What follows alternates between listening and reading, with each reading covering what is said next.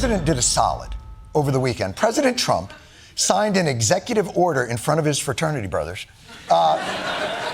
fast-tracking the FDA process for novel psychedelic drug treatments for veterans suffering from all forms of PTSD and other psychiatric conditions, including addiction. I'll let the president explain off the cuff as he does.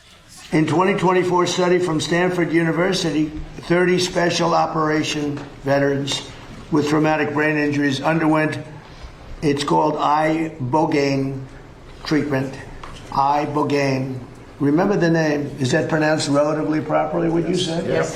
I don't want to get it wrong. Ibogaine.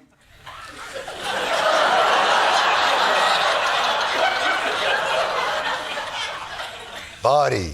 Ibogaine. Rogaine with an ibo. It's easy. By the way, they gave you the easiest hallucinogenic to pronounce. They could have thrown fucking ayahuasca in there. Psilocybin. But they gave you ibogaine. But even when they dumbed the shit down for him, it's a problem. I'm sorry. I'm falling into old habits. It's good. You did a good thing. I'm nitpicking. I apologize. A lot of the people are going to get the help they need. Ibogaine, because it's so important, and experienced an 80 to 90% reduction in symptoms of depression and anxiety within 1 month. Can I have some, please? I'll take it. I'll take whatever it takes.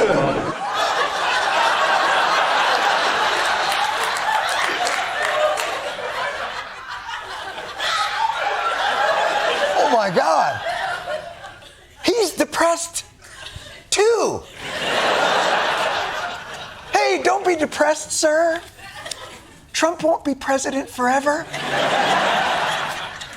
But I have to say, there are little moments in these Oval Office gatherings that are somewhat revelatory of the president's psyche, and really a good starting place for any accredited mental health professional. I don't have time to be depressed. You know, if you stay busy enough, maybe that works too. That's what I do. You can't get depressed if you stay busy. It's a little thing called outrunning the darkness. You can't be depressed if the sadness can't catch you.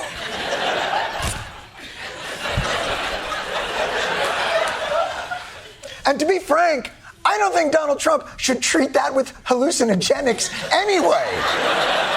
But if he did, would we even notice? If he took hallucinogenics, he'd be like, they're eating the cats and dogs. Right near my beautiful ballroom.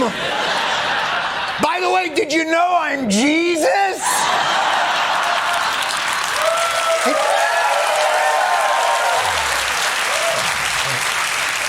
Oh, the fella. The poor fella in the bed is still sick.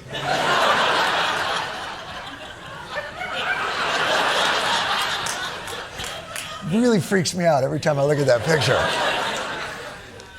All right, you know what, though? Maybe Trump's already taken them, given how intensely he focused on the signing of this bill. I mean, he signed the shit out of this bill.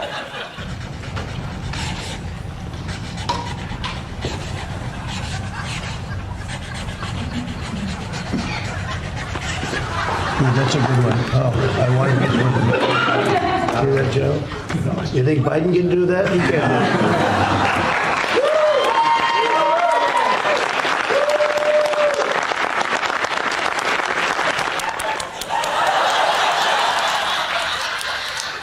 Hey, man, you ever really looked at your signature on weed?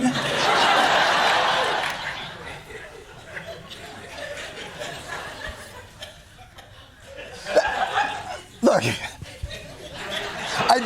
I think it's a good thing what he did. I swear to God, it's a good thing what he did. And this is not political. I don't mean this as political, but it was weird as shit the way he signed that. It was weird as shit. Like, I'm looking at that signature right now. Does that even say Donald Trump? The last name is longer than his first name. It doesn't look like, it looks like it says Leonard Skinner. It doesn't even... It doesn't make any sense. None of this makes sense. Go. I'm sorry to derail the program. Can we go back to just play him writing the last name? I swear to God, he doesn't write Trump.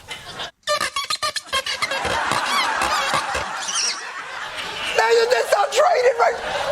That's too many letters. I counted like 10 letters. Unless he's just adding characters like this is his Wi-Fi password. It doesn't say Donald Trump. I would make sure this executive order is even legal because it appears to have been signed off by David Hasselhoff. That says David Hasselhoff. But the signing capped off a bit of a winning streak for the president. The biggest news being the Friday announcement of his total victory over Iran. President Trump marches to victory. Trump told the media Iran has agreed to everything. The announcement really sparked a huge surge on Wall Street. New record highs on the S&P 500 and the NASDAQ. Crude oil prices falling off a cliff. Most of the points are already negotiated and agreed to. You'll be very happy. A great and brilliant day for the world. Wow.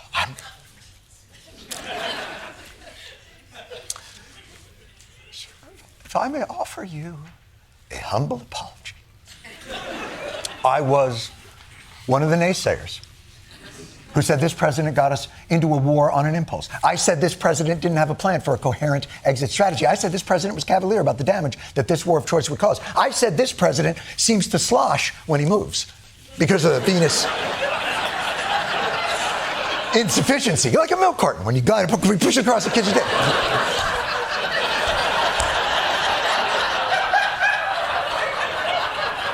I said all of those things, and I would like to take back 3 of those statements. He does slosh. But the president's allies knew all along what time it was. The president is playing chess when the rest of the world is playing checkers. That's how he does it. I can't believe at the beginning, when the whole thing started, that the rest of the world didn't say, wait, why do you have a horse in a castle? And we have the little discs. What kind of chess were they playing? He's playing 3-dimensional chess. 4-dimensional chess. Playing 5D chess.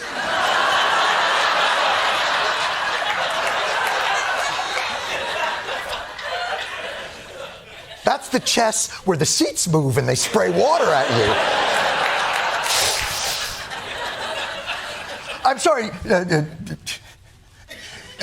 Analyst Dean Cain, could you expand on that? President Trump is playing 5D chess. The dominoes are slowly just falling and toppling. What game is he playing? Is it chess? He's playing chess, and then the dominoes. He's at checkers, ordering dominoes. The point is,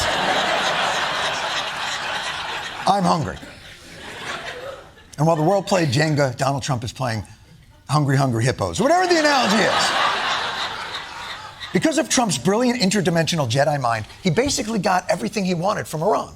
Iran has removed or is removing all of the sea mines. No money will exchange hands in any way, shape, or form. They will never have a nuclear weapon. The USA will get all nuclear dust. The nuclear dust? Does that mean we also get the nuclear dust bunnies?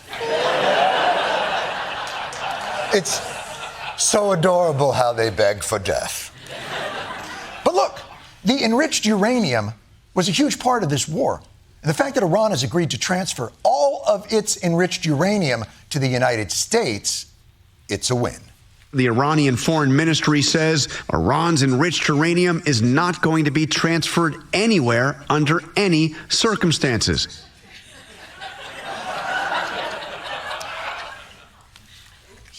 Guess checkers is a tougher game than I thought. All right, so there's still a couple of fine details to work out on the nuclear aspect, but the truth is, we only fought this war to get Iran to open the Strait of Hormuz. That they closed when we started this war. But let's keep the main thing the main thing. Iran has just announced that the Strait of Hormuz is fully open and ready for business and full passage. Yeah. That news is ibogaine to my ears.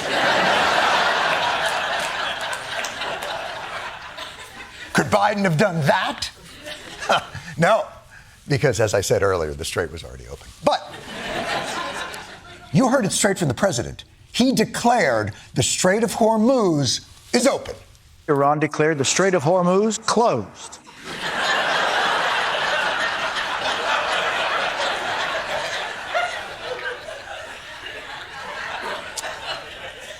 Oh, boy. All right.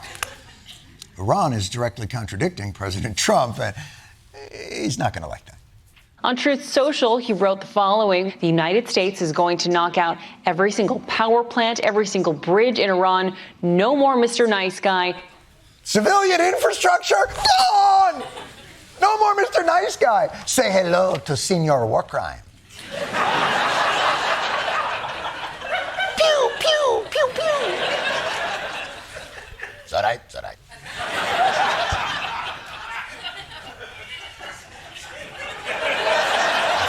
The audience seems to be split between old people and younger people. I think that's very clear what's happening here.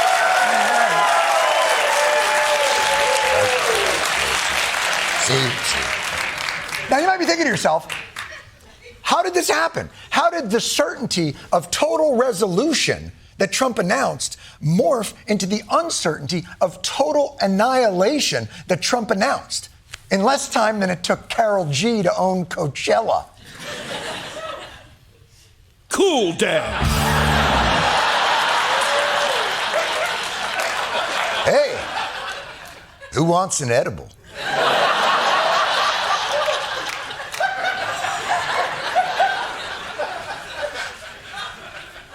Multivitamin, an edible multivitamin. See, what the naysayers don't understand about Trump is that what appears to the outside observer as chaos is actually the 5D focused stratagems of a master negotiator. This is the art of the deal. You know, we never got to see Henry Ford assemble a car, or Thomas Edison put the first filament into a light bulb, or Malcolm OnlyFans reveal his bare foot in the town square. But thanks to God, the Iran war has given us all an opportunity. This is history. To witness in real time Donald Trump apply the sacred principles of the art of the deal. Let's begin just a few weeks back when Donald Trump and his bombing buddy Bibi launched fierce military strikes on Iran in the middle of a negotiation, setting the stage for art of the deal. Step 1, state your demands. The president declaring in a Truth Social post there will be no deal with Iran except unconditional surrender. It's where they cry uncle, or when they can't fight any longer and there's nobody around to cry uncle. Uncle? They cry uncle? I believe the president may be confusing war with tickle fighting, but the point is taken. I remember when Lee cried uncle at Appomattox. But you always start every negotiation by demanding everything, which sets you up for step 2, art of the deal, the consequences of not acceding to step 1. We're going to hit them extremely hard over the next 2 to 3 weeks. We're going to bring them back to the Stone Ages where they belong. Yabba dabba oop. Total surrender or total destruction? Game, set, and I'm sorry. Iran has shut down the Strait of Hormuz. Counter move. Shutting down the Strait of Hormuz. Well, cry me a whore river. What's that going to do? The closure of the Strait of Hormuz causing chaos to the global economy. Disrupting the global supply chain. Causing gas and food prices to surge. Skyrocketing jet fuel costs. Sending fertilizer prices soaring. A global economic downturn that could ignite mass famine.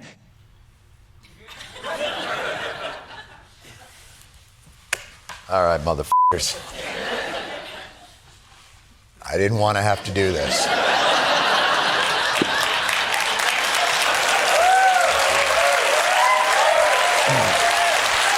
All right. You want to go, Iran? You want to do this? Move like that. might unbalance your run-of-the-mill deal maker, but the master has already prepared a step 3. The president wrote, "Open the f***ing straight, you crazy bastards, or you'll be living in hell."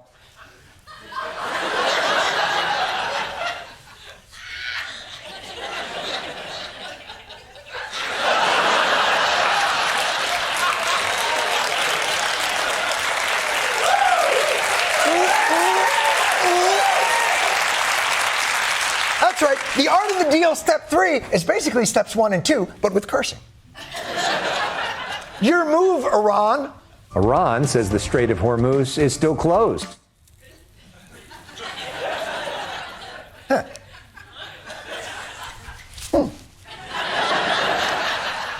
I see what you did there. Your move is no move. Which brings us to step 4. Iran has agreed to open the Strait of Hormuz.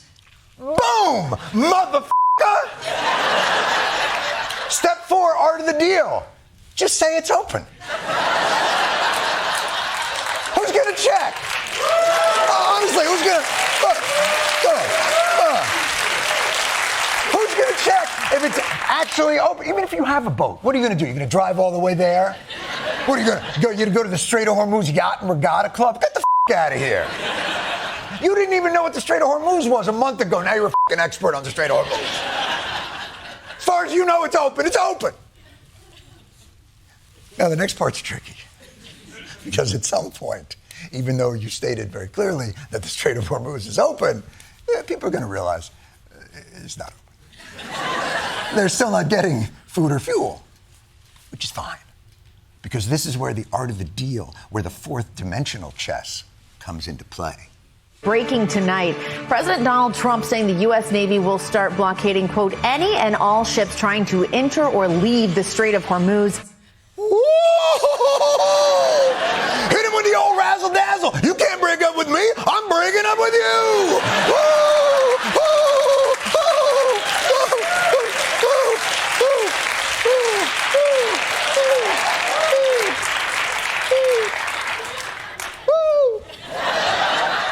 Now, at this point, haters might assume you've been winging it the whole time. And they might be getting hungry or much poorer or cold. And they might have questions like, hey, Trump, do you even have a plan? Well, the art of the deal says, don't fall for that. I have the best plan of all, but I'm not going to tell you what my plan is. I don't talk to people like you about that. I mean, who would answer a question like that? Why would I tell you that like that? Step 6, art of the deal. Don't tell anyone your plan. That would be the dumbest thing you could do, which brings us to step 7. Call up a news person and tell them your plan. I just spoke with the president this morning. The president said if they do not sign the deal, the U.S. will blow up every power plant and more in Iran. But telling one person your plan, that's still just 4D chess. Step 8 is 5D chess. Tell everyone your plan. I spoke to him on the phone this morning and told me several things. President Trump today told me if Iran does not sign this deal, the whole country is going to get blown up. In our short phone call, the president told me the strikes have caused very great losses on their leadership. He also told me he doesn't think boots on the ground will be necessary. He told me that they had agreed to talk. I just got off the phone with the president, and he called. You see how bummed out Brett Baer was that he called him? Yeah, I talked to the president. He called me. I had the number blocked, but he got there.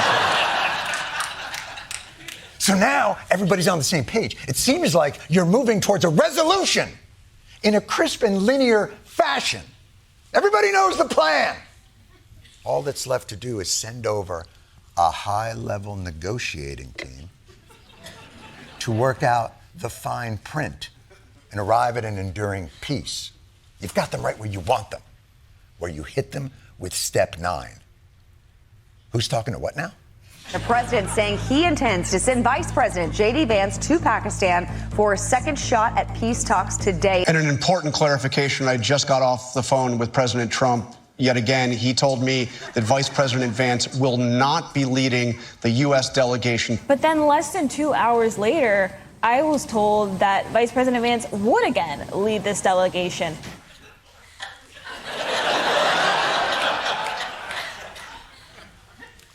Vance on. Vance off. Vance on. Vance off.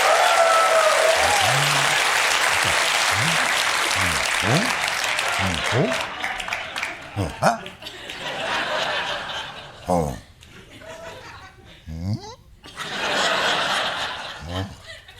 So that's where we've arrived at with the art of the deal. Basically, it's a cycle.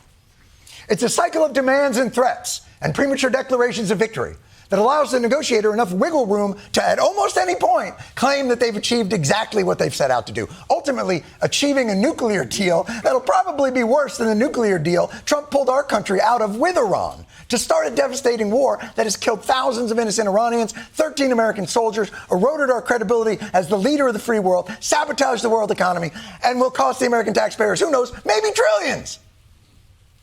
And as that realization sinks into a population weary of your malignant narcissism and impulsivity, Trump hits them with step 10. Cuba's going to be next. That's right, motherfucker, step 10. Keep moving to outrun the darkness. Let's begin with Kash Patel, FBI Director and man who starts every day by looking in the mirror and saying, "Freeze! Freeze! FBI! Freeze!" In his tenure as FBI Director, he's almost solved dozens of cases. But this time, the case is about him. FBI Director Kash Patel is now suing for defamation over a bombshell new article. Sources told the magazine The Atlantic that Patel, quote, has alarmed colleagues with episodes of excessive drinking and unexplained absences. He wants $250 million in damages. $250 million? Our Kash Patel? Excessive drinking? I can't imagine such a thing. I mean, yeah, he does always have the look of a drunk guy trying to convince you he's sober. But I've never seen him actually drink. Although, now that I think about it, there was that one time.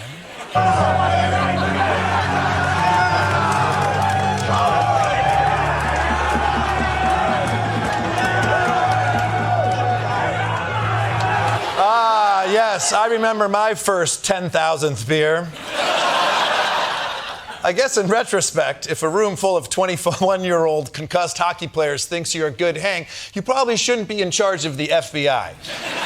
You probably shouldn't even be in charge of the rental skates at the rink. By the way, fun fact, Kash was already in there drinking. He didn't even know the Olympics were happening. That's why he was so happy when the hockey team showed up. But so what? The guy parties when Team USA wins a gold medal. That's not worth $250 million. How bad are these accusations?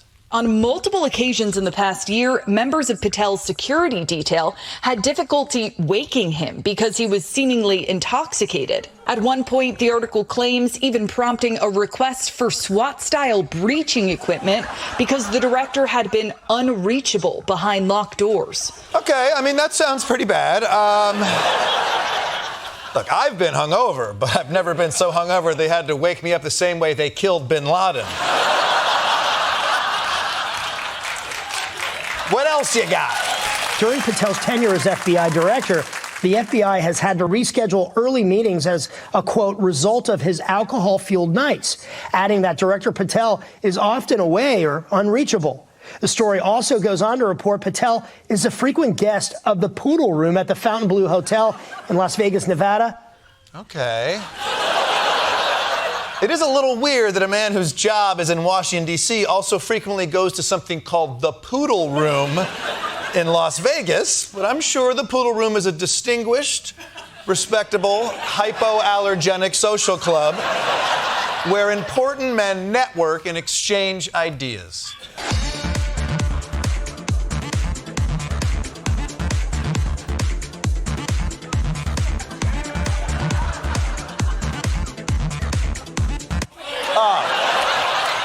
So it's a Coke den. Ladies, if you want to get an STD on a circular waterbed, might I recommend meeting a gentleman at the Poodle Room? Imagine you're this guy at the poodle room just having a good time with your shirt unbuttoned all the way, and all of a sudden you're like, is that the FBI director throwing up on himself?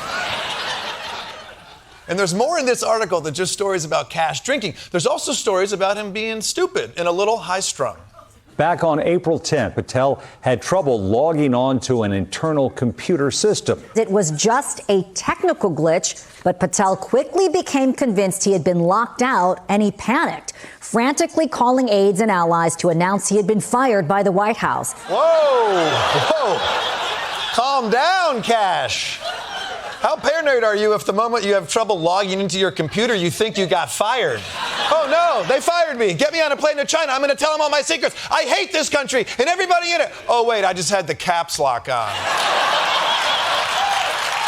Everything's cool.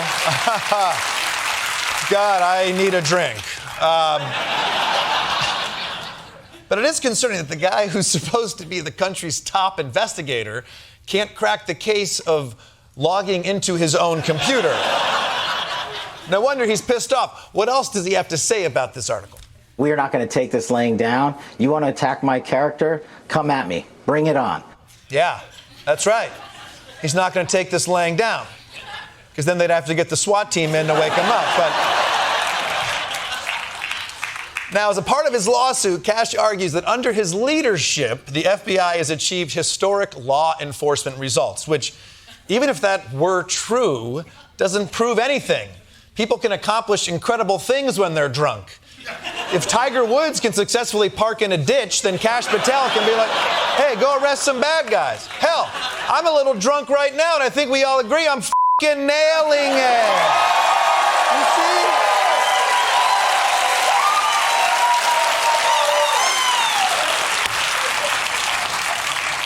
see? Moving on. I'm really glad you responded that way. It would have been awkward otherwise. Moving on, let's say hello to Labor Secretary Lori Chavez-DeRemer. She's one of the more obscure cabinet secretaries, but it's never too late to get to know her. Lori Chavez-DeRemer has resigned. Damn it! Not you too, Lori. It's always the ones you never heard of.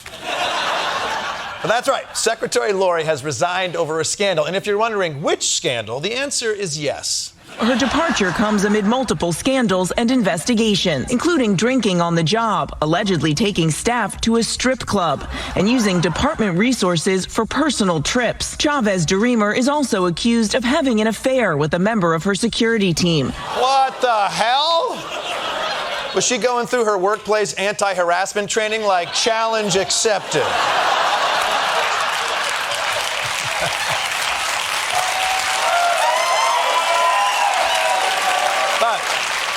Taking your staff to strip clubs, really?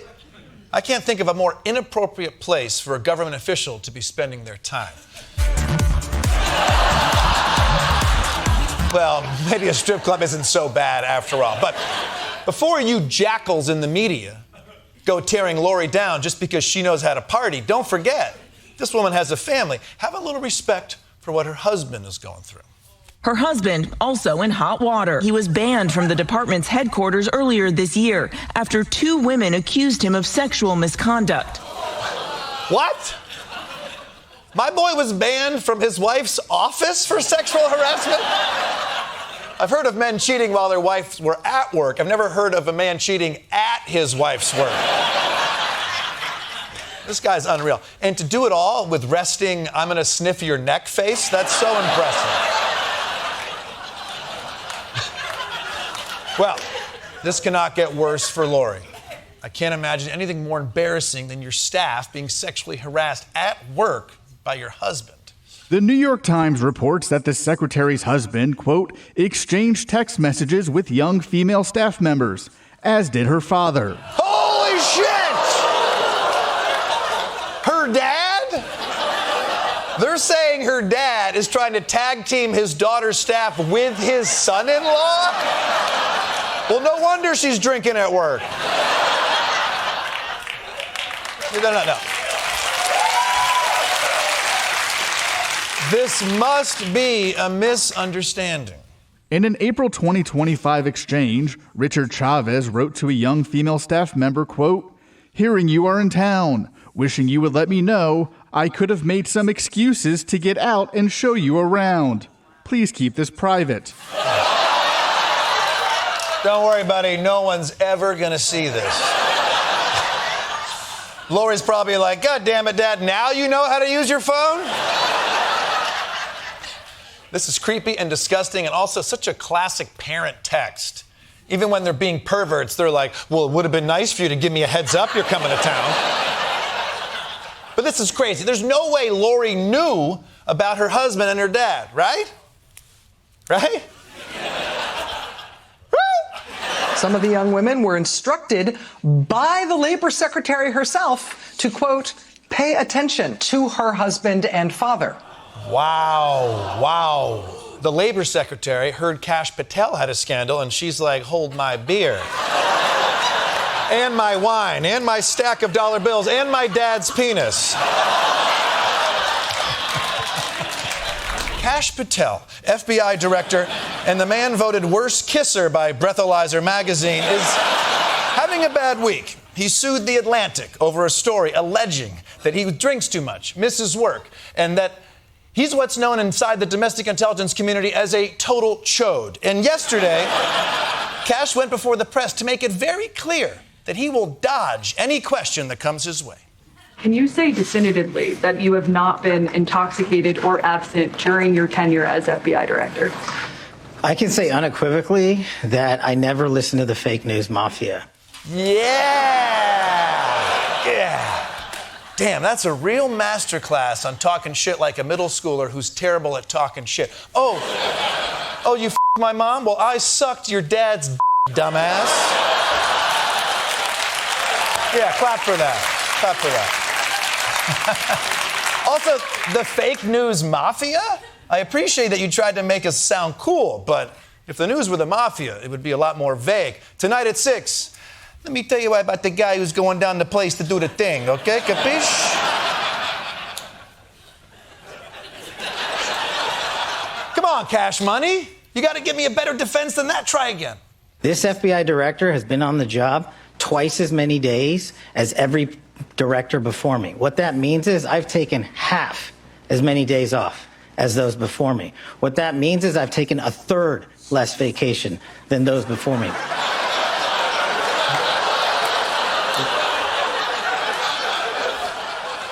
Let me just check the math real quick. So we got twice as many days plus half as many over a third less. Yeah, I think he's wasted. But it's like,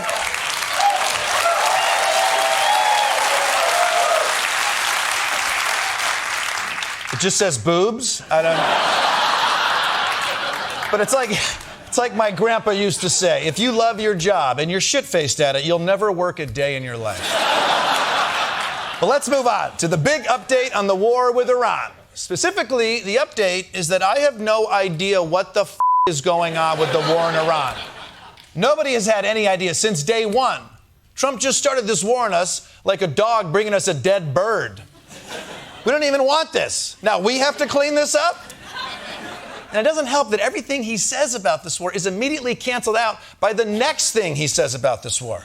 It was only going to be 4 weeks, then 6 weeks, then 8 to 10 weeks. He wanted unconditional surrender. Then he wanted a nuclear deal. Then he wanted to open the strait. Please, Mr. President, can you stop bullshitting us and just find an end to this war?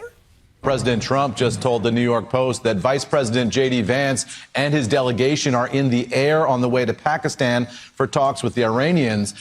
Thank you. Yes, we must be nearing peace. I mean, Trump makes up a lot of bullshit, but if he says the vice president is in the air, that definitely happened. But that didn't happen. Vice President J.D. Vance, who was preparing to fly to Islamabad, never left. Wait. So he just made up a flight? Look, I know everyone who knows J.D. Vance is always wishing that he was on his way to another continent, but this is not the time to manifest it into being. The ceasefire expires today, unless you're going to extend it. The president said it was highly unlikely he would extend the ceasefire. I expect to be bombing. Shit. Okay. So J.D. Vance is not on a flight, and Trump is not extending the ceasefire. Okay, I got it. Late this afternoon, President Trump announced he was extending the ceasefire indefinitely. Indefinitely? Oh, God. So, hold on. No ceasefire to ceasefire. J.D. Vance to no J.D. Vance. Oh, it doesn't matter. It just says boobs again. Jesus Christ. You know what? Nice, boobs. But you know what? At least a ceasefire is better than no ceasefire. It means that nobody's getting attacked or shot at. So, phew. Actually, this is a good thing. Hours after President Trump's ceasefire extension, Iran attacking vessels in the Strait of Hormuz. More ships fired upon and seized by Iranian forces. Iran unmistakably sending a message to President Trump. Jesus! That's the shortest indefinite ceasefire I've ever seen.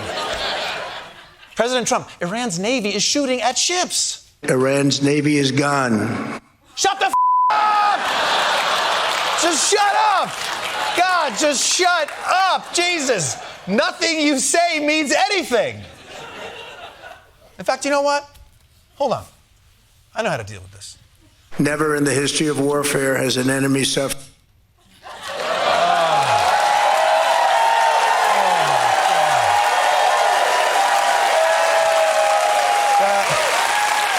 That is so much better.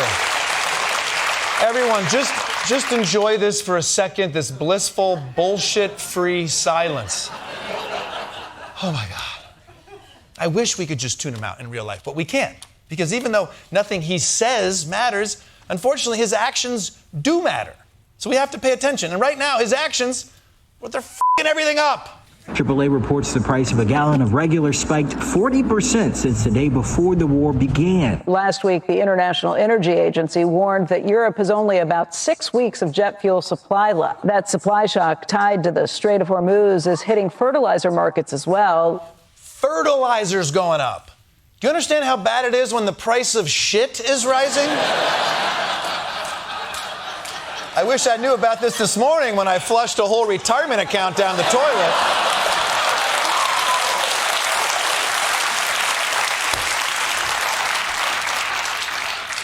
Now, maybe you don't fly or drive or eat, but sooner or later, the effects of this war are going to get you, possibly in ways you never saw coming. The war with Iran is having a huge impact on the global condom supply. Condoms are made from petrochemicals, and the supply chain bottleneck in the Strait of Hormuz is forcing the world's top condom producer to raise prices by 20 to 30%. Well. Looks like that Trojan I've had in my wallet since 2002 is finally going to get some action when I sell it on eBay. But a 30% spike in condom price, this is a big deal. I mean, Jerome Powell of the Federal Reserve Bank is already suggesting that people, quote, do more hand stuff.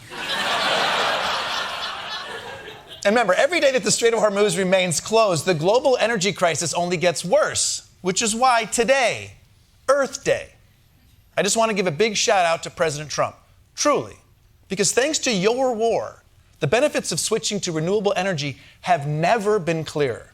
Now, we can all see the risks of anchoring the entire global economy to one narrow waterway in the Middle East that stays open or closed based on the impulses of a deranged ruler. No, not that one. There you go. Yeah.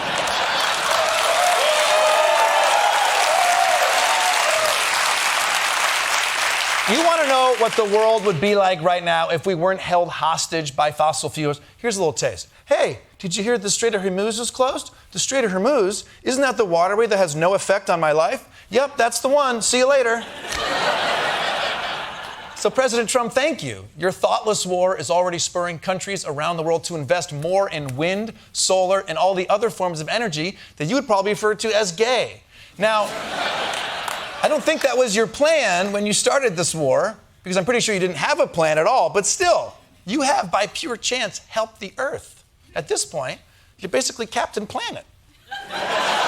Except, if there are any records of you spending time with younger women, they've probably been redacted by the DOJ. And look, we know by now that praise means nothing to you unless it's accompanied by a trophy. So allow me to present to you, Donald Trump, with the first ever Earth Day Award for being a reckless idiot who accidentally did something good.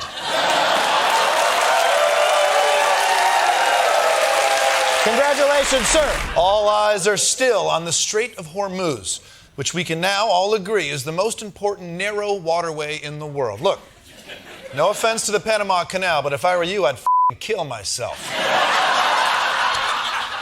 Anyway, as part of Trump's efforts to pressure Iran to open the strait, the U.S. Navy is blockading all Iranian ports along the coastline, which is a very complex, difficult task. But luckily, we've got the steady, stable leadership of U.S. Navy Secretary John Phelan to get the job done. U.S. Navy Secretary John Phelan ousted from his position effective immediately. What? You're in the middle of a major naval operation and you're firing the guy whose job is to be in charge of major naval operations? Just because what? He looks like a high school principal who's always asking the girls for hugs? How else are you going to say congrats on sophomore year? There must be a reason. Tensions between Phelan and Defense Secretary Pete Hegseth had been mounting, according to multiple sources familiar with the relationship. The approach Phelan was taking when it came to shipbuilding appears to have been the main reason for the firing. Yeah, that makes sense. I can't tell you how many friends I've lost arguing about shipbuilding. It's actually kind of sad. Tim, Gary, Todd, I know we haven't spoken since our big fight about whether a displacement hull is superior to a semi-displacement hull, but I still think that a semi-displacement offers better balance of range and speed, but I wish it hadn't torn our friendship apart, especially since none of us were actually building a ship. Also, sorry for banging your wives. In retrospect, that was childish and uncalled for. I think that'll do it. But this firing is a little concerning, especially because we're losing all of the military expertise that I'm sure John Phelan had been bringing for the job for, I assume, years. Before taking the job just 13 months ago, Phelan was a Florida businessman and a major donor to President Trump's campaigns. He had never served in the military. Holy shit, that's it? They put a guy in charge of the U.S. Navy because he's good at being rich? Secretary, 6 incoming torpedoes. Quick, throw some money at him. I mean... But still, Trump hangs out with lots of rich people. There must have been something more about John Phelan that he liked. John Phelan is named on a flight manifest indicating that he flew on Jeffrey Epstein's private plane in March 2006. God damn. That plane was like a LinkedIn for creeps. Someone on there must have been like, yeah, I diddle kids, but only for the networking. So maybe it's not so bad that Hegseth isn't Phelan anymore, but who's taking the helm from him? Replacing him as acting head of the Navy will be Undersecretary Hung Cao, a combat veteran who ran unsuccessful campaigns for the House and Senate in Virginia. This is a great gentleman. I love his name, Hung Cao. I love that name. Okay, sure. I'm sure he loves that name now. But how long until Trump forgets Hung Cao's name and starts trying to get close? Hey, the carrier's under attack. Where's Fat Dong, huh? Hey, anyone seen Chubby Wang?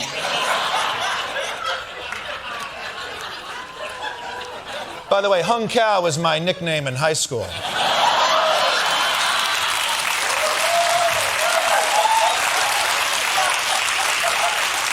That's right, ladies. I was well endowed and my farts caused climate change. Now, to be clear,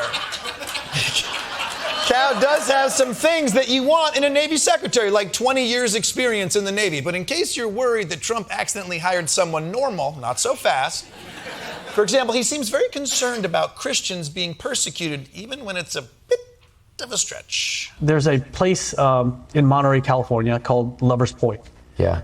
The original name was Lovers of Christ Point, but now it's become, they took out the Christ, it's Lovers Point.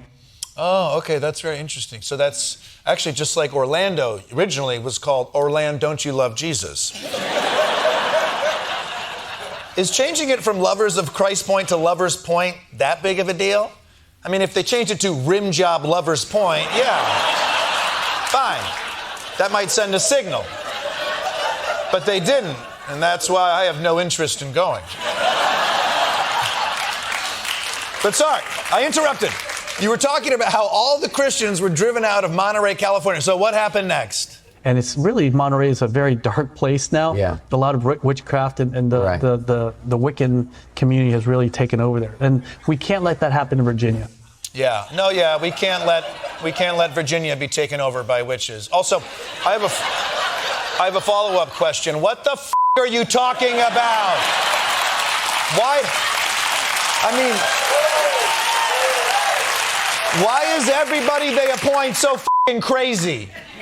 Can they just find a normal person with a normal head on his shoulders who believes normal things? What kind of sailors does this guy even want to recruit? When you're using a drag queen to recruit for the Navy, that's not the people we want. What we need is alpha males and alpha females. Alpha females, right. So drag queens.